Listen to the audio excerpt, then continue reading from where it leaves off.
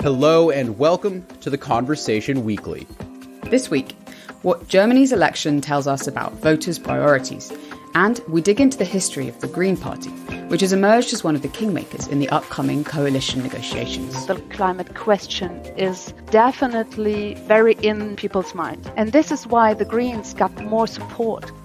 Also, we talked to a researcher who studies the health benefits of saunas and hot baths, particularly after exercise. We can visually see that there's an increase in blood flow, which we think could underpin some of the health improvements.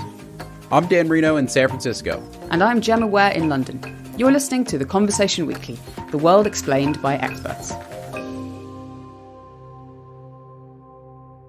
Germany just had its general election, which decides who gets to sit in the Bundestag, the German parliament, and who gets to be Chancellor of Germany. Wohin geht Deutschland und mit welcher Regierungskonstellation? Dan, this pretty remarkable thing happens on election night in Germany. Oh, what is that? I'm going to try my best German accent here. It's called the Elefantenrunde, or the Elephant's Round. We have elephants here in our American political system, but I imagine this is slightly different, right?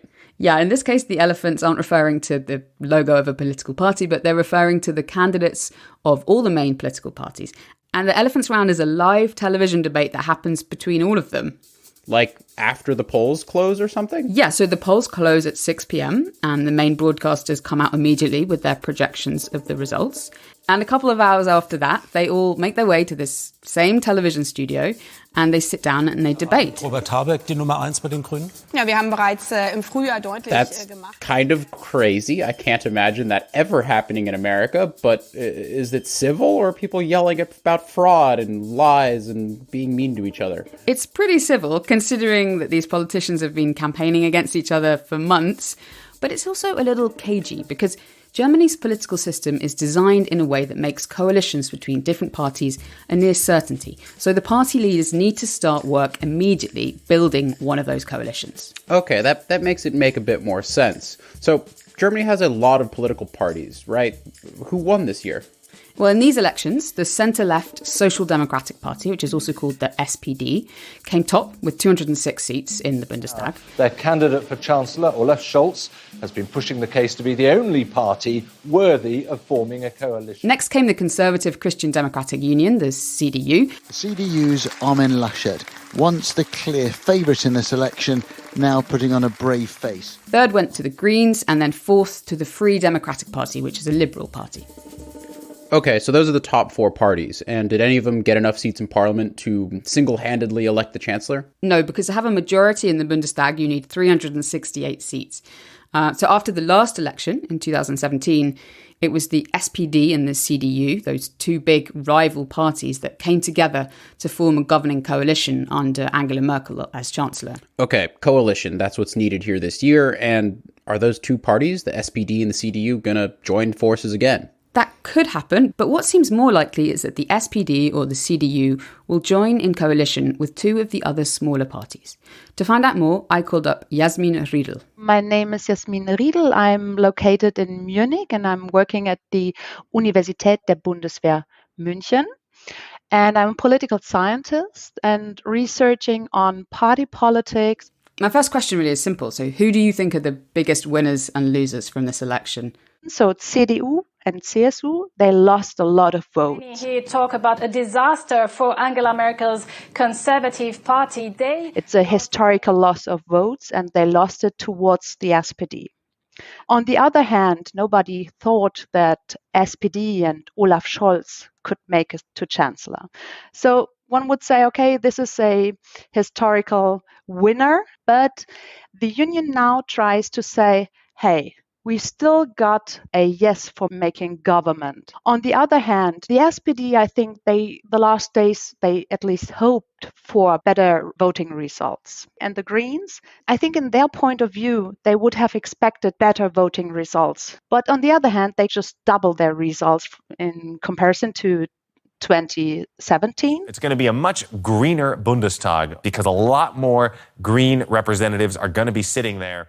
And now the Greens, together with the FDP, which is the Liberal Party in Germany, they will make the chancellor, because we will probably have a coalition out of 3 parties. I know that the margin of victory for the SPD is very slim, but why do you think they've managed to come out on top? It has, in my point of view, 2 different reasons. So the first reason is that there was a lot of negative press towards the union, and especially to Armin Laschet, and also towards Annalena Baerbock as the chancellor candidate for the Green Party. And compared to them, Olaf Scholz, he stands better.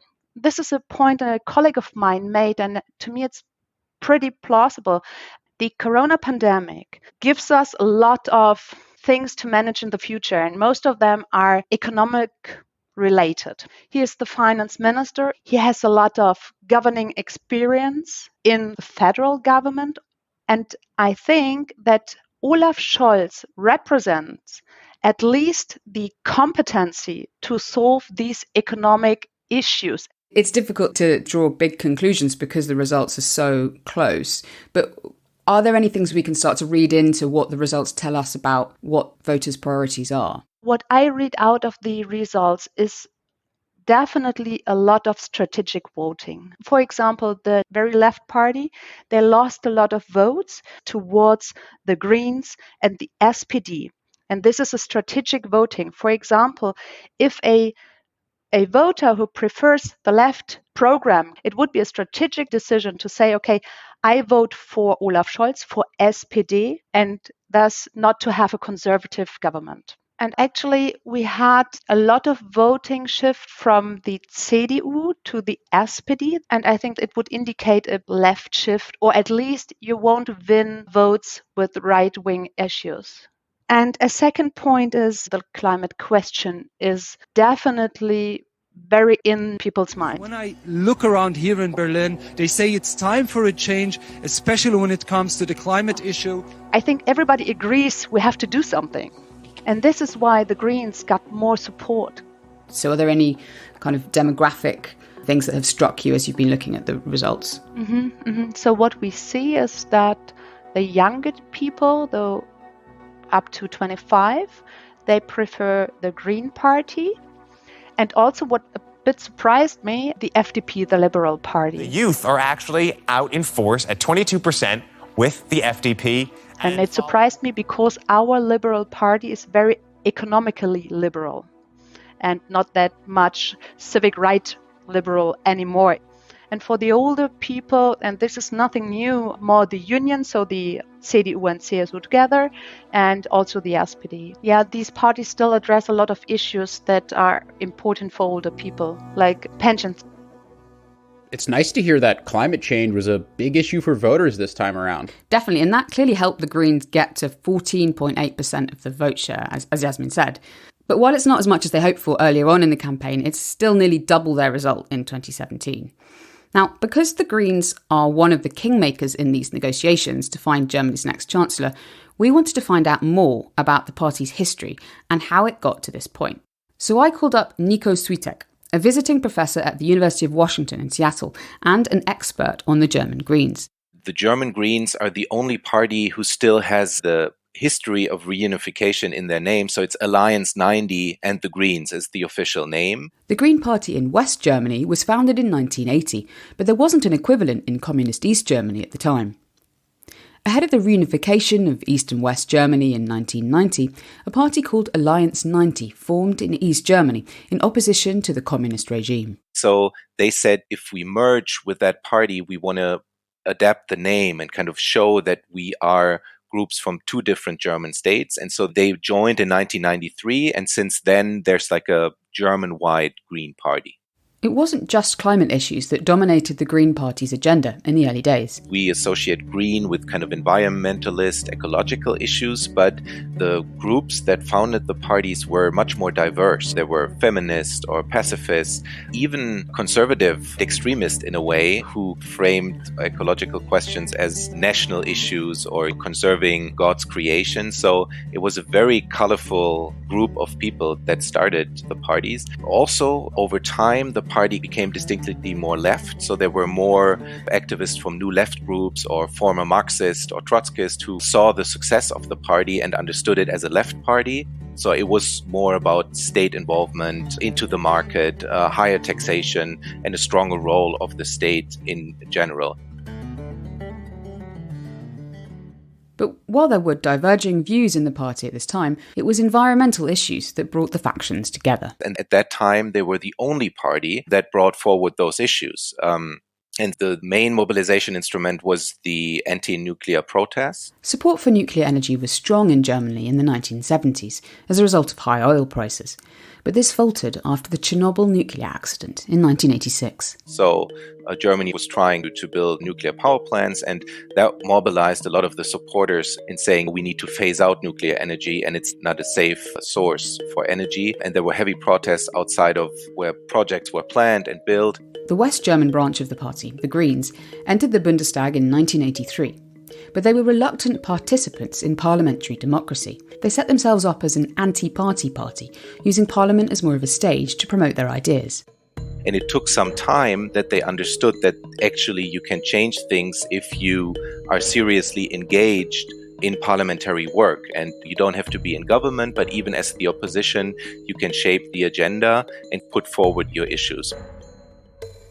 After the fall of the Berlin Wall in 1989, the Greens were actually the only party reluctant to address the question of German reunification. So they even famously campaign posters where they said, everybody's talking about German reunification, but we're talking about the weather, kind of meaning climate, right? It didn't work. And in the 1990 election, the Greens failed to pass the 5% vote share threshold required to take up seats in the Bundestag. But that electoral loss led to reorientation of the party. So there was a famous party congress where they changed the organizational rules of the party, but also shed some of their former radicalism. And so they were successful in reinventing the party and re-entering parliament in 1994. And in 1998, for the first time, they entered the national government in a red-green government with the Social Democrats. And that kind of meant another big push for normalization and moderation. Because, of course, if you're part of a government and there's a lot of constraints on governing, that kind of changed the party and even moved it more to the center of the party. But growing political success on the national level and the transformation of the party into a more mainstream force caused divisions within the party's membership. Their membership was a bit of a gaggle of oddballs to a certain extent. This is Chantal Sullivan-Thomsett. She's a PhD researcher at the University of Leeds in England. My thesis looks specifically at the contemporary relationship of protest in the German Greens, particularly amongst party members, talking to members at party events, protest demonstrations, rallies, and conducting interviews as well with party members, but also politicians.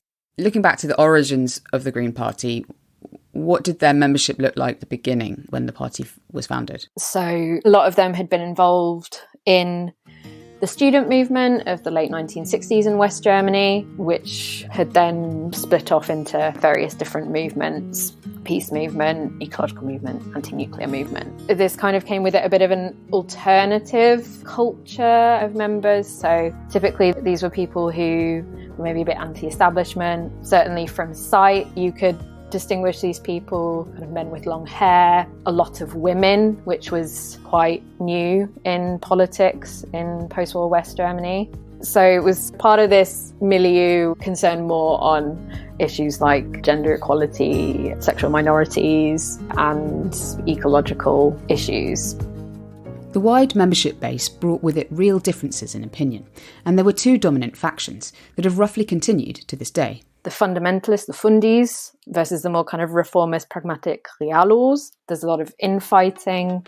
There's a kind of professionalization that goes on with an internal kind of radical grassroots democratic principles. That's when you start to get these diversions of opinion of what you actually want to achieve with this project. Do you want to be the radical party who are happy to be in the parliaments, to be disruptive? Or are you willing to make a few compromises, willing to step into a coalition as a junior partner at the state level to actually enforce real change and not just be shouting about what needs to be changed? And that's where the main disagreement took place. When the party began moving towards the political centre after its election defeat in 1990, some members began turning away. And then what you get through the 90s is the most kind of fundamental members can see the direction that it's going. So they leave to go then form environmental and other offshoots that are very small and don't amount to all that much. In 1998, when the Greens entered the Red-Green coalition with the Social Democratic SPD under the chancellorship of Gerhard Schröder, it was a big change of direction. This caused more divisions. And Joschka Fischer, as the former radical in the street, now suit-bearing foreign minister, his decision to engage German troops in combat in the Balkans in 1999 was very controversial. Non-violence and pacifism was kind of core value of the Greens, and this was seen by particularly a lot of those in the peace movement as quite treacherous, and he was famously hit at a party conference in the head with a paint bomb. So there was a further exodus of people who felt betrayed in the membership in that respect. The Greens remained in government as part of the Red-Green coalition until 2005, when Angela Merkel became chancellor as the head of the Christian Democrats. After that, Niko Switek says the Greens spent some time in the wilderness. After the end of the Red-Green coalition in 2005, there was a period where the Greens lost all of their government participation in the states, and they were the question, will they survive this shock? And then we see this phase of reorientation where the Greens start opening up for new coalition models on a subnational level. Germany's federal system, where each state has its own government, meant the Greens could start experimenting with different coalition partners at a local level. So they worked with the Christian Democrats in Hamburg in a black-green coalition, which of course is easier because it's a city-state. The CDU is more liberal, maybe a bit more progressive in that state.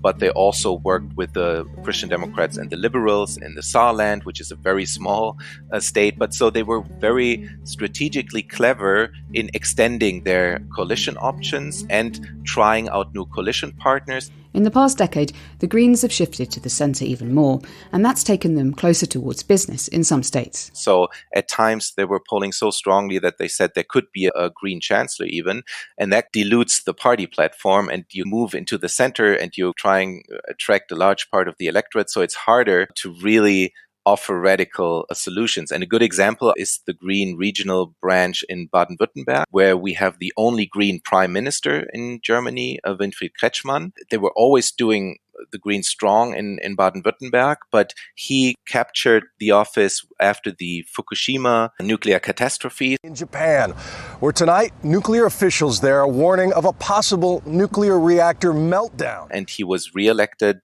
twice already. And Baden-Württemberg is also home to a lot of industry, to automobile industry. Mercedes-Benz is in Stuttgart. So the criticism is that once the Greens are in power, they shed all of the radicalism, and now they're not even pressuring those companies that should do something that are responsible about reducing carbon emissions, and that they're in government now and not ambitious enough in pursuing their agenda. And I think that's what a lot of rank and file activists in the party that still think, we need to do a lot more, are worried that once the stronger the Greens get, the more diluted the platform and the less radical they are. And that's what you can see, that Fridays for Future, the big international movement, is criticizing the Greens and saying they're not doing enough. I asked Chantal Sullivan-Thomsett what the party's current membership base looks like. Political scientist Oskar Niedermeyer does a party membership survey and analysis every year, which helps to break down the kind of demographics of party members in Germany. The latest one for 2020 shows that 53% of Green members are aged 50 or under. So actually, more of their members are from generations far younger than that original milieu. And the analysis from the European elections in 2019, where the Greens came second, demonstrated that they were the most popular party for voters aged under 35. There is this sense that as we've entered the kind of 2010s and topics like the environment, and I would say also migration, that there are the more progressive views on those issues. They've converged with the Greens on the money with where German society's at the moment. Chantal, in your own research, you've been going to protest rallies and talking to activists. What are you finding people's concerns are right now? I think one thing the Greens have managed to hold on to throughout their tenure in German politics is that they are seen as the most competent on climate protection and environmental protection. Particularly when I was doing my fieldwork in 2018, 2019, you had the rise of the Fridays for Future movement and Greta Thunberg's prominence on the world stage. There was a sense that this is a really urgent topic, this is a really urgent question, and we could be doing a lot more. And for the members I spoke to who had joined since the last federal elections in 2017, they often cited this idea that they wanted to support democracy in Germany because in 2017, that was when the right-wing Alternative for Germany entered the national parliament. And that was after things like Brexit and the election of Trump. And so this idea of kind of Western liberal democracy being in quite a fragile state that needed defending was quite prominent amongst those members. Chantal says that there are still diverging opinions within the Greens about the best tactics to use to address the climate crisis. Certainly what became very clear when speaking to members was that there were those who were more concerned about the changes that they could sell to the general public, of getting them to change their behaviour and that being on a larger scale to make an impact. But that understanding that if you go in really radically, you're very unlikely to win over hearts and minds. So you had that kind of more pragmatic stance on climate protection, environmental protection. And then you also had people who really wanted the Greens to talk more about system change, that actually the way that we are destroying the climate in their eyes is more about the way that we live and that the way Germany is kind of set up to operate. And so for them, it's not just about shifting everyone onto electric cars or onto bikes. Actually, it's about how do we stop people consuming.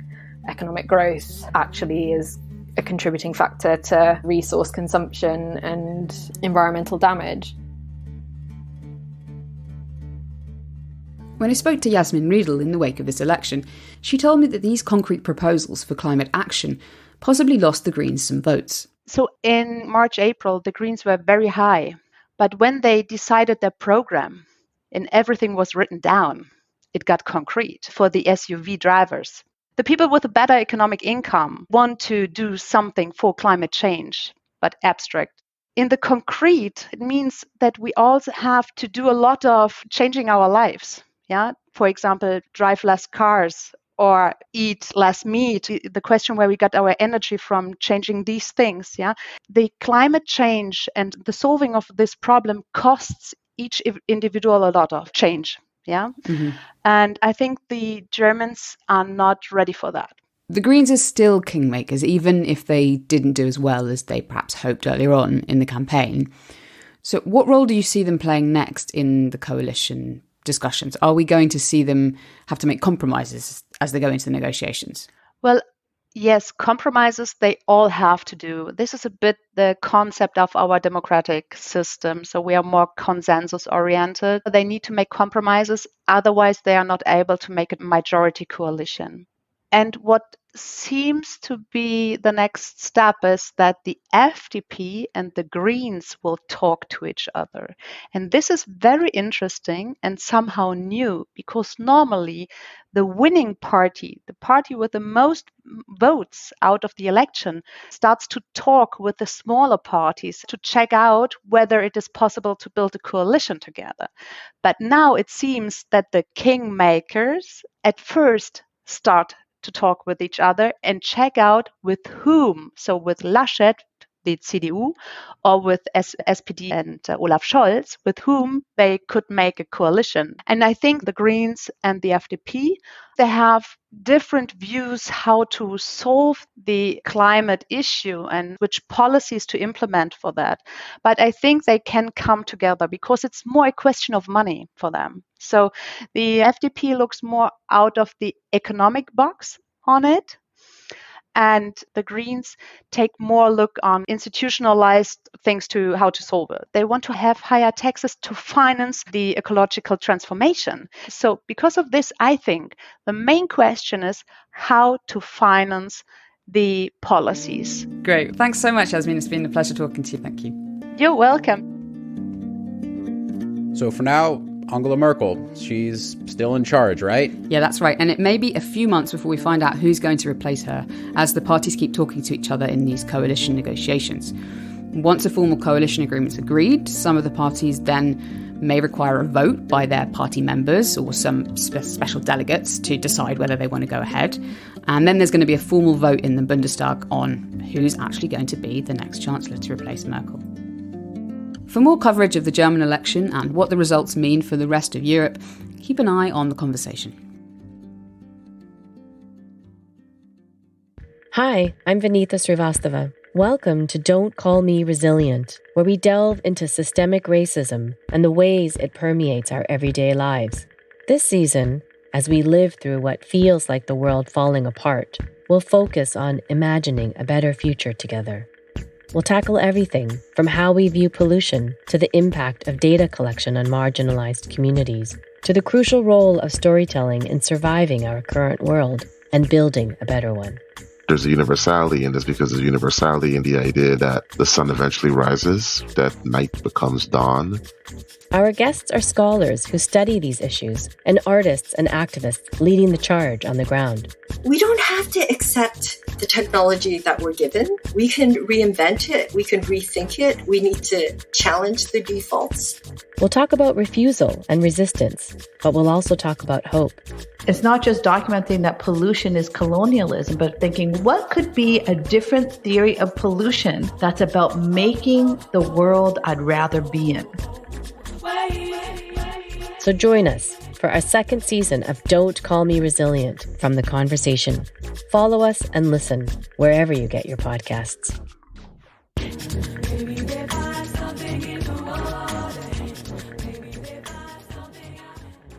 Okay, Gemma, on to our next story this week, and we're talking about saunas and hot baths, but not just how nice they are. Oh, but they are so nice. They are nice, but they're actually quite good for you too, it turns out.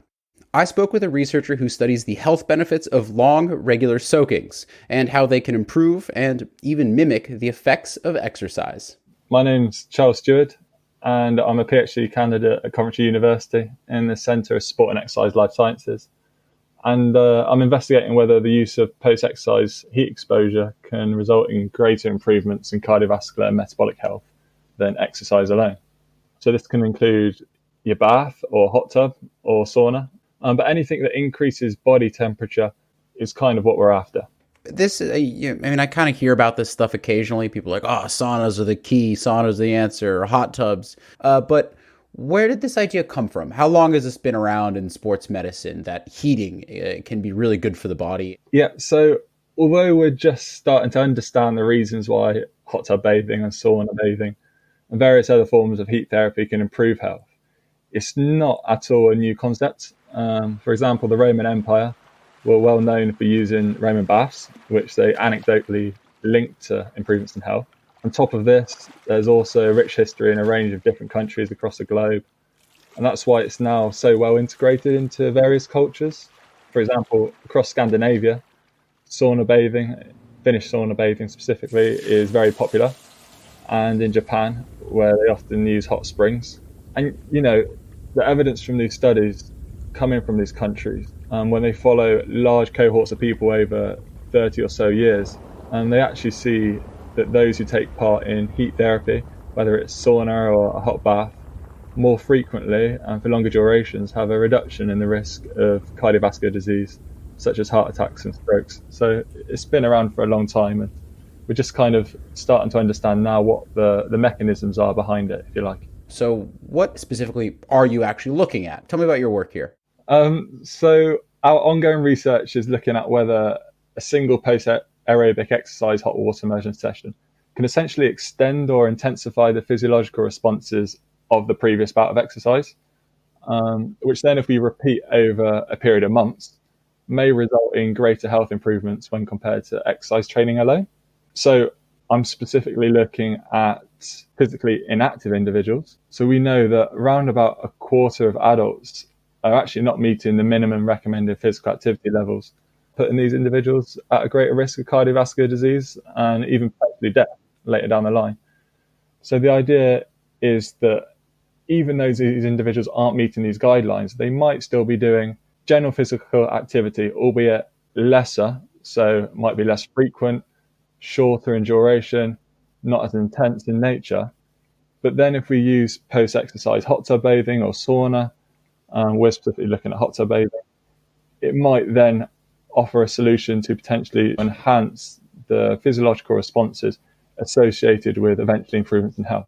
Okay, so how are you doing this work? Walk me through a day in the lab that you're working on. So typically we start very early doors. The participant will arrive at the lab. He will then be randomized to one of three conditions where we're comparing the effects of post-exercise hot tub bathing. So this includes hot tub bathing alone, exercise alone, and then combining the two. Then we'll get the participant laying down or seated and get all the resting baseline measures. Then we'll pop them on the bike for a short duration of time. Really, this duration is meant to replicate what these individuals typically do in their daily lives. Okay, so you got them on the bike. Then what happens? We have a short period of time in which we need to take the measures, so the physiological responses. And these includes the blood flow in your arteries. So we do that through ultrasound. And we also take blood measurement. And we're making sure we do this relatively rapidly because we want to capture this transient response if it's there. Okay, so then you pop them in the tub. How hot is the tub? How, do you submerge them with tubes in their nose? Like, what's that look like? Yeah, so we're also measuring gas. So we've got them attached to an Ultima, which measures oxygen and carbon dioxide. So that's on during exercise and during the tub. When they're in the tub, they're submerged up to their clavicle and they have their arms out on a float. And then they'll sit there for 30 minutes at a temperature of 40 degrees. And then during this period, we're also keeping track of, their thermal comfort, whether they're finding it too hot or not. Also any symptoms of potential heat-related issues, such as nausea, lightheadedness. So we're just checking throughout on the well-being of the participant as well when he's seated in the tub. And then presumably you measure the same stuff you did right after the exercise when they get out of the tub. Is that what happens? Yeah, exactly. And then through those measurements, we can compare to other conditions and then establish whether we can extend the physiological responses that are linked to improvements in health. Are you guys getting any results? What have you started to find? So it's early stages. Typically, the acute responses tend to be relatively similar. So if you think about when you go for a run or a cycle, you normally get an elevation in body temperature. And in response to that increase in body temperature, you get an elevation in heart rate and also an increase in blood flow. Now, the increase in blood flow is for two main reasons. First of all, it's to supply your muscle with oxygen and nutrients, essentially. So it's that metabolic demand. But also you get an increase in blood flow to your skin, so your periphery, so you can dissipate the heat. And all of this also occurs during heat therapy, so whether it's your hot tub or your sauna. When we're using the ultrasound, scanning their artery, we can visually see that there's an increase in blood flow, which is an important response for us, and we think or suspect could underpin some of the health improvements. So yeah, there are initial promising signs, but we're yet to analyse it. But other research groups have done a previous work in the area and found positive findings. Why does exercise actually make you healthier? Increase in blood flow is an important one. And we suspect that as you get an increase in blood flow, you get what's known as shear stress. So this is a friction of the blood against the endothelium of your blood vessel. And this stimulus is important for the release of various angiogenic and vasodilatory molecules into your bloodstream. Essentially, these are molecules that will help with blood vessel health and repair. So vasodilation is when your arteries widen. And then if you repeat this response over a long period of time, you may eventually cause some functional improvements in the artery, which are good for vascular health. And angiogenesis is the increase in the number of blood vessels, so the growth of new blood vessels. Sure. In your experiment, you're doing tub, no exercise, exercise, no tub, and then exercise and tub. If you just jump in a hot tub, for example, do you start to see some of the signs of, the benefits you're mentioning? Yeah, I appreciate up to this point, I've been very positive about hot tub bathing and heat therapy on the whole for improving cardiovascular health and metabolic health. But we are by no means advocating heat therapy as a substitute for exercise. Rather, it's more of an alternative option on the days when you don't want to exercise or can't exercise, and a means to potentially maximize the benefits from smaller amounts of physical activity or exercise when using it after. And, to support my point, heat therapy is unlikely to replicate the capacity of exercise training to reduce body weight, for example, increase muscle mass and enhance bone strength. And this is because heat therapy doesn't involve any form of physical movement. So if you look at, for example, energy expenditure, which we're measuring through the gases we're taking, energy expenditure is a lot lower. So yeah, exercise is always the option. But if you can't exercise, you're not willing to exercise, then jump in your tub and you might still get some benefits. Okay, Chris, so you've done this research, but do we have specifics yet? How long should I sit in a sauna or a hot tub if I've got one, and how often? I would love to be able to tell you and the listeners, that you need to take a bath this many times a week for this long at this temperature. But unfortunately, we don't have a concrete answer to that yet. And that's because, it's like I said earlier, it's dependent on the magnitude of the stimulus for one. But in general, based on what's available in terms of research at the moment, taking a hot bath over a period of 2 to 8 weeks, 3 to 5 times per week, for around 30 to 60 minutes at around 39 to 40 degrees has been shown to benefit metabolic and cardiovascular health. So yeah, but in terms of combining that with exercise and using it after exercise, it hasn't been done yet. So hopefully there'll be more positive findings coming soon. Well, I certainly hope that, 10 years down the road, my doctor will give me a prescription to go sit in a sauna. Yeah, sure, definitely. Awesome, Charles. Well, thank you so much. I really appreciate the time. So it's been great chatting with you. Cheers, Dan. Thanks. You can read a story Charles wrote about the benefits of a hot bath or sauna on The Conversation. We'll pop a link in the show notes. To end this week, we've got some recommended reading from Lucia Caballero, editorial coordinator at The Conversation in Madrid.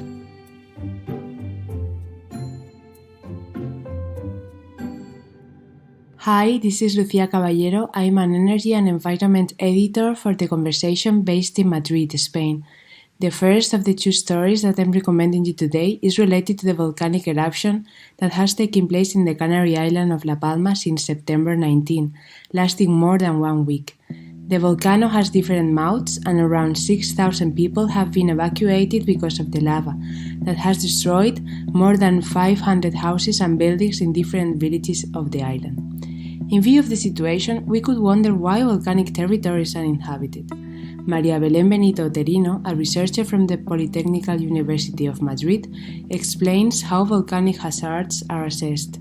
People live in areas like La Palma because of the low frequency of volcanic events and thanks to all the technical and scientific tools available to predict the eruptions, react on time and avoid human losses. My second recommendation is a story about city growth written by José Manuel Ros García, an expert from CEU San Pablo University. According to the United Nations, close to 70% of the global population will live in urban areas in 2050. Avoiding their collapse is one of the main challenges of the future. The author says that to grow in a sustainable way, cities should be understood as ecosystems. They should optimize the use of natural resources and make sure that they guarantee the health and well-being of their citizens. The question is if, even under these conditions, they can grow unlimitedly. That's all from me. I hope you enjoy the readings. Lucia Caballero there in Madrid.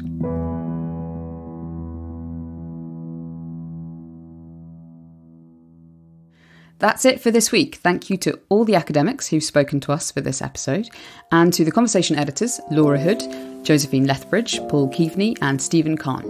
and to Alice Mason for our social media promotion. You can find us on Twitter at TC_audio, Instagram at theconversation.com, or email us podcast@theconversation.com. And of course, you can sign up for our free daily email. Just click the link in the show notes. If you're enjoying The Conversation Weekly, please leave a rating or review wherever podcast apps allow you to. And do it the old-fashioned way. Just tell your friends, tell your family. The Conversation Weekly is co-produced by Mend Marawani and me, Gemma Ware, with sound design by Eloise Stevens. Our theme music is by Nita Sull. I'm Dan Reno. Thanks so much for listening.